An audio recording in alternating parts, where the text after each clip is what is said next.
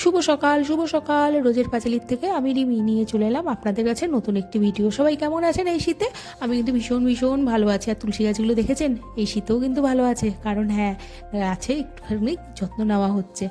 আর আমি চেষ্টা করছি যতটুকু সম্ভব শীতকালে তুলসী গাছগুলোকে সুন্দর করে রাখতে। যাই হোক, তুলসীর গন্ধ মঞ্জুরি আমার সবই ভালো লাগে। আর এই সকাল সকাল চলে আসলাম ছাদে, কারণ হচ্ছে আজকে কাছাকাছি আছে, টুকু বলে দিয়েছে যে 8টা থেকে 8:30টার মধ্যে যদি কাজগুলো করে দেওয়া হয় খুব ভালো হয়, কারণ রোদ উঠছে না, ওরও সমস্যা, আমাদের সমস্যা অনেকটাই বাড়বে এই কারণে। আর আমি ডাকলাম যে না, সত্যি তো ওর দিকটা ভাবতে হবে, আর সত্যি বলতে আমার দিকটাও ভালোই হবে। আমিও ভীষণ তাড়াতাড়ি করে সব ভিজিয়ে টিজিয়ে রেখে দিলাম, ও আসলে যেন কোনো অসুবিধে না হয়। রান্নাবান্না আমার এরপরে হয়েই গেছিলো বলতে পারি, কারণ টুকু এরপরে আসবে, এসে টুকুর প্রচুর প্রচুর কাজ। আর টুকু কাজ করবে আর ততক্ষণে এখানটায় অনেকটাই কাছাকাছি প্রায় করে ফেলেছে। এবার ও বাইরে যাবে, আর আমারও টুকটাক কাজ আছে আজকে। আপনাদের সাথে না একটা সুন্দর রান্না শেয়ার করব, মানে আমার মনের ভিতরে একটা ইচ্ছে জেগেছে, অনেকদিন করি না আসলে। এখন ধনেপাতার সিজন তো, যা ইচ্ছা তাই করো, মানে কোনোটায় কোনো আপত্তি নেই। আর টুকু এসছে আর আমিও গল্প জুড়ে দিলাম ওর সাথে। কি বুঝি না মানে তোর কথা প্লেন? হ্যাঁ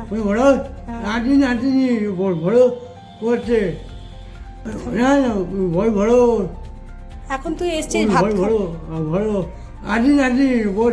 না না, আমি আছি বাড়িতে, সবাই তোর সাথে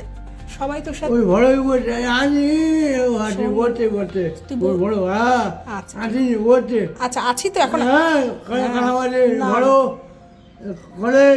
খাবি তো ভাত, খাবি তো এত কথা কিসের? বস। খাবি না ভাত? খাবি তো তাহলে বস, দিচ্ছি, বস। হ্যাঁ চটি, আচ্ছা ঠিক আছে বস, আমি আসছি। আমি আনছি, তুই বস। জুতোগুলো ধুয়ে দিয়েছি, থাকুক, জলের বোতলটা রাখ, আমি খাবার আনছি। বসে থাক, চুপচাপ বসে থাক, কথা বলবি না। লাগবে না, কেলেই আমাকে পুরো ধরবে আর পাগল বানাবে, ও যা শুরু করেছে। একদিন আসে, 3 দিন আসে না। তাই নে, কালকে আসিস নি কেন খেতে? তোর জন্য খাবার রেডি করে রেখেছি, ধর। হ্যাঁ বাসি ভাত কে খাবে এখন? হ্যাঁ ভরত যা বলার বলুক, তুই আসবি। শোন না, আমি থাকি বাড়িতে, না থাকি। শোন শোন আমার দিকে তাকা, আমি থাকি না থাকি তুই এসে খেয়ে যাবি। না খেলে আমি, তোর ভাতটা পরে নষ্ট হয়ে যায়, কেউ খেতে চায় না বাসি ভাত, ঠিক আছে? কি জুতো হাওয়াই চটি লাগবে? হাওয়াই চটি লাগবে তাই তো? তোর সাথে আমি বড্ড জোরে জোরে কথা বলি। ঠিক আছে, হাওয়াই চটি নিবি তো? দেবো বললাম তো। আচ্ছা হাট থেকেই হাওয়াই চটি এনে দেবো, তুই খা। ঠিক আছে, কাঁচা লঙ্কা নিবি? লাগবে না তো? লাগবে? ঠিক আছে, তুই খা, আমি ঘরে গেলাম। আর তুই রোজ আসবি, এসে খেয়ে যাবি, নইলে তোর ভাতটা না নষ্ট হয়। অনেকটা ভাত তো, দিয়ে রাতে না হলে খেতে হয়। কালকেও আসবি, আমি কালকেও রান্না করে গেছি, ছিলাম না, তাতে কি? কি হয়েছে আবার ডাকছিস কেন? কি লাগবে? কি লাগবে? মাছ? তুলসীর মালা দিয়ে মাছ খাবে তুমি? আচ্ছা, না মাছ নেই। তুলসীর মালাটা কই? মাছ নেই তো, মাংসও নেই, মাছও নেই, নিরামিষ তো। মাছ লাগবে? ওরম করে খায় না, মাছ দিয়ে খায়, তাই তো? বেশ, তাহলে দাদাকে বলতে হবে। ও তুলসীর মালা গলায় দিয়ে মাছ খেতে হয়, মাংস খায় না, তাই তো? আচ্ছা ঠিক আছে, না আজকে নিরামিষ, তুই নিরামিষই খেতে হবে তোর আজকে। এই টাকা আমার দিকে খেয়ে নে, আমি কাজ করি, ঘরে প্রচুর কাজ। হ্যাঁ আচ্ছা দাঁড়া, তোর ভিডিও আমি যদি না ছাড়ি।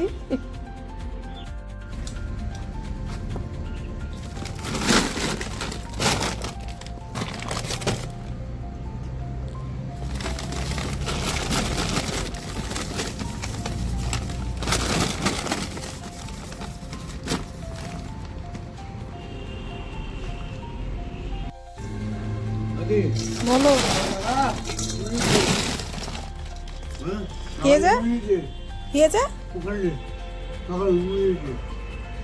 তুই যাস কেন ওগুলো দেখতে? যাই হোক, ওইদিকে কেলের অনেক গল্প শুনলাম, ওর গল্প শেষ হবে না, উল্টাপাল্টা যা পারবে তাই বকে যাবে। আর ওর গল্প করতে করতে এদিকে টুকুর কাজ করছিল। পরে টুকু বললো যে তাহলে দিদি তোমার যা বাকি আছে সেই কাজটা করে নাও, তারপরে একবারে গ্যাস মুছবো। কারণ আমি বললাম ঠিক আছে চলো তাহলে তাই হোক না কেন। আর এই কথা বলতে বলতেই আমি ওই কিছু জিনিস পেস্ট করে নিয়েছিলাম, যেমন ধনেপাতা আর একটা জায়গায় আদা, শুকনো লঙ্কা, কাঁচা লঙ্কা আর রসুন, বেশ অনেকটা রসুন, এগুলো ভালো করে পেস্ট করে নিয়েছিলাম। আর অনেকটা তেল দিয়ে দিলাম, দেখতেই পেলেন। এই তেলের মধ্যে সামান্য করে শুকনো লঙ্কা, তেজপাতা আর সামান্য পাঁচফোড়ন দিই। কিন্তু পাশের বাড়ির বৌদি বললেন যে তুমি পাঁচফোড়ন দিও না, তুমি এবার একটুখানি সর্ষে ফোড়ন দিয়ে দেখো। আমি দেখলাম দেখি দিদি বলেছেন যখন বা বৌদি বলেছেন যখন নিশ্চয়ই কাজ হবে। আর ওই ফোড়ন দিয়ে তারপরে আমরা যে মশলাটা করে রেখেছিলাম, রসুন, আদা, কাঁচা লঙ্কা, সামান্য কটা আর কি, 2 না 3টে হয়তো শুকনো লঙ্কা দিয়েছিলাম, দিয়ে এইটাকে সুন্দর করে তেলের মধ্যে দিয়ে এটাকে ভালো করে কষাবো, মানে কষানোর মতন কষাবো। তারপরে যখন সুন্দর করে কষানো হয়ে যাবে তারপরে ধনেপাতা পেস্টটা দিয়ে দেবো। আর ধনেপাতা পেস্টটাও যখন সুন্দর করে একদম ভালোভাবে তেলটা ছেড়ে দেবে, শুকিয়ে গেলে তারপরে একটু তেঁতুলের পাল্প দেবো। আর আমি বেশ তার আগে একটু চিনিও দিয়েছিলাম, আর লবণটার একটু সমস্যা হয়েছিল, পরে দেখলাম হ্যাঁ লবণও লাগবে। আর দেখেছেন কি অবস্থা হয়েছে চারপাশে ফুটতে ফুটতে। আর এই দিয়ে দিলাম এখন তেঁতুলের পাল্প। এইবার এটাকে ভালো করে যতক্ষণ না তেল ছাড়বে কষিয়ে যাব। তারপরে এই কষানোর পরে যেই জিনিসটা বেরোবে, ধনেপাতার চাটনিটা, এটা গরম ভাতে, মানে স্বস্তিকের তো ভীষণ পছন্দ এই গরম ভাতে এই ধনেপাতার চাটনিটা দিয়ে। আর আমি কিন্তু রুটি দিয়েও ভালো খাই। যাই হোক, যে যেমন ভালো খায় তেমনভাবে। আর আজকে না কুণ্ডুদার জন্মদিন, জানেন? আর কুণ্ডুদার জন্মদিন জন্য এটা কিন্তু প্রথম না, কুণ্ডুদা প্রতি বছর সবাইকে কিছু না কিছু খাওয়ায়। দাদা বেকারিতে যায়, বেকারিতে গিয়ে নিজের নামে কেক অর্ডার করে তারপরে সবার বাড়িতে বাড়িতে একটা করে কেক দেয়। আর দাদা এটা প্রতি বছর করে ফেলে। আর এই নতুন গুড় চলে আসলো, নতুন গুড় মানে এখন তো সিজন খুবই ভালো। যাই হোক, আর নতুন গুড়ের সাথে সেই দাদার কেকটা এসেছিলো। কুণ্ডুদা আমরা ডাকি ঠিকই, তবে দাদার নাম হচ্ছে অমিয়। আর এই সেই কেকটি এত টেস্ট হয়, প্রতি বছর সেই একই টেস্ট। দাদা প্রতিবার পাঠিয়ে দেয় দাদার জন্মদিনে। যাই হোক, দাদা এটা করে যাচ্ছে, আমাদেরও এটা একটা মানে পেয়ে একটা ব্যাপার হয়ে গেছে। কেকটা কাটা হবে, খাবো। আর ভিডিওটি এখানটাই শেষ করব।